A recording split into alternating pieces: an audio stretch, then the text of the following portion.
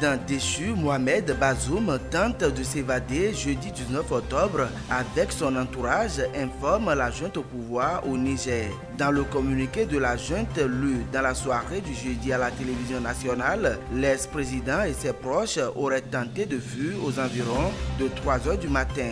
Des hélicoptères appartenant à une puissance étrangère les attendaient en périphérie de Niamey où un véhicule devrait les y conduire à destination du Nigeria, raconte le porte-parole qui rassure également de ce que les acteurs du plan et des complices sont mis aux arrêts. Le président déchu Mohamed Bazoum, accompagné de sa famille, ses 2 cuisiniers et 2 éléments de sécurité, a tenté de s'évader de son lieu de détention. Cette tentative qui a échoué découlerait d'un plan conçu comme suit. Phase 1. Évasion vers un premier point de récupération aux abords du palais présidentiel où les attendait un véhicule banalisé. Phase 2. Ce véhicule devrait les conduire à une planque au quartier Tchangaré, à la périphérie nord de la ville de Niamey. Phase 3.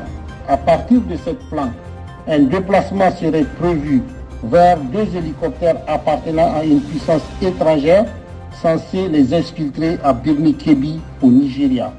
La prompte réaction des forces de défense et de sécurité a permis de déjouer ce plan de déstabilisation de notre pays.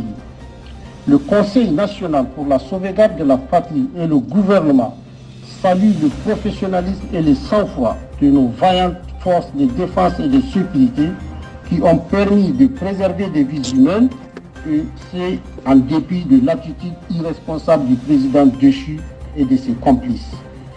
Pour l'heure, les principaux auteurs et certains de leurs complices ont été arrêtés. Le procureur de la République, saisi de l'affaire, a d'ores et déjà ouvert une enquête. La situation est sous contrôle. Le Conseil national pour la sauvegarde de la patrie et le gouvernement tiennent à rassurer l'opinion nationale et internationale de leur ferme détermination à conduire la transition à son terme, conformément aux aspirations du peuple nigérien digne et souverain.